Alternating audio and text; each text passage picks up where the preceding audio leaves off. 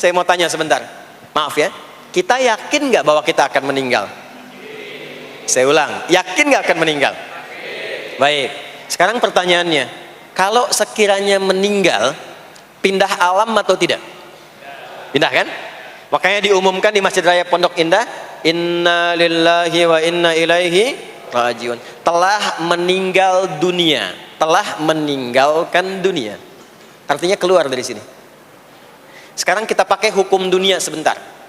Biasanya begini, kalau orang pindah tempat, walaupun ada di satu alam, itu pasti butuh bekal. Dan kadang bekalnya nggak sama. Contoh, nanti Ramadan, setelah itu masuk Idul Fitri. Biasanya ada mudik ya. Mungkin nggak mudik kalau nggak ada bekal. Saya sering perhatikan setiap tahun, orang itu mau mudik kalau ada bekalnya. Masya Allah, cuman motornya bebek, ya. Tapi kan bekalnya ada yang singa, ada yang sapi, ya. Itu ditambah lagi pelepah pisang, kasih dus lagi, kasih tulisan, sayang tunggu aku pulang, gitu kan? Kan dikumpulkan kan? Dan saya pernah tanya, kenapa mas gak pulang? Gak ada bekal pak katanya. Jadi orang mau pindah tempat saja, itu perlu ada bekal. Anda kesini kalau nggak ada bekal nggak mungkin sampai. Sekarang kalau pindah dari Indonesia ke Singapura, sama nggak mata uangnya? Beda. Di Malaysia sama nggak? Semakin jauh ke Saudi, ke Amerika, hukumnya mengatakan setiap pindah tempat pasti bekalnya beda. Jangan pernah kita mengharapkan atau membuat hukum sendiri ketika pindah tempat. Jadi sesama dunia saja tempatnya, bekalnya sudah beda. Sekarang Anda menginginkan pindah alam dari dunia ke kuburan, bekalnya pengen sama, mustahil. Makanya sejak kita meninggalkan dunia, semua paket dunia tanggal di atas, pindah ke bawah, selesai. Nih bajunya ini nggak akan ikut nih, ganti. Ya namanya kafan kan, dan di kafan itu sudah nggak ada kantongnya. Coba dicek tuh, ada kantongnya nggak kan kafan tuh? Nggak ada. Dan ini nggak akan dibawa nih, handphone yang bagus lagi dipakai ngerekam nih, nggak akan ikut. Ah saya mau dipakai aja, ntar kalau malaikat nanya man rabbuka, nih sudah pernah ikut kajian. Rombongan Ustaz Adi. Ya, beda, ini beda alam. Maka yang ikut apanya? Yang ikut tuh hasanahnya, value-nya, nilai kebaikannya. Ini yang kita yakini, ini yang kita imani.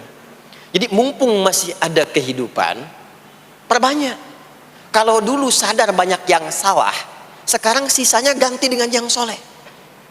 Kalau sudah diperlihatkan, sekarang kan banyak yang viral di YouTube, dilihat, didengar oleh telinga kita, disimak oleh kita, orang meninggal sedang sholat, orang meninggal setelah menjadi pemulung kebaikan, orang meninggal dalam keadaan baca Quran, diperlihatkan di mata kita.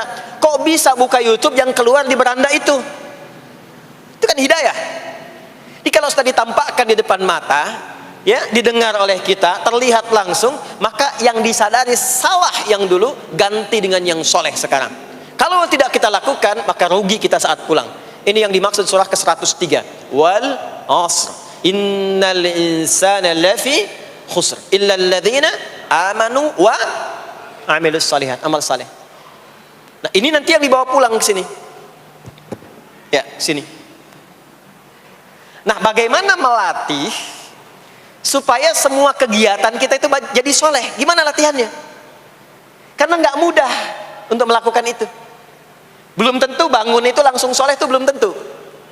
Belum tentu kita makan itu mendapatkan sumber yang benar, dengan cara yang benar. Bagaimana melatihnya?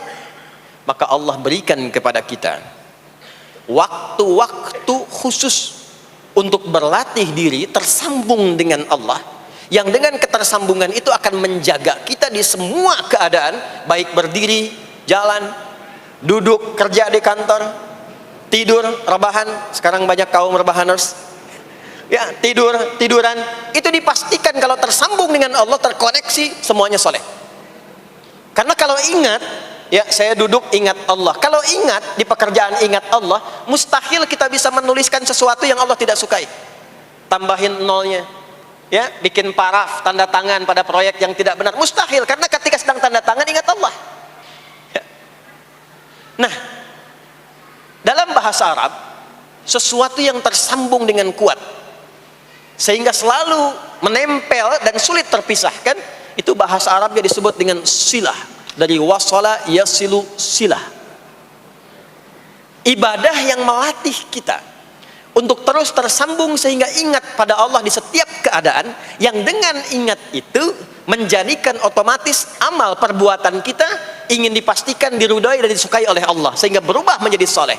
Ibadah yang melatih kita untuk mendapatkan itu disebut dengan sholat namanya. Sholat. Makanya sholat disebut sholat bukan hanya mengandung unsur doa, tapi latihan yang Allah berikan kepada kita untuk mengoneksikan diri kita sehingga dalam semua kegiatan kita ingat Allah. Itu yang dimaksud di Quran surah keempat An-Nisa di ayat ke-103.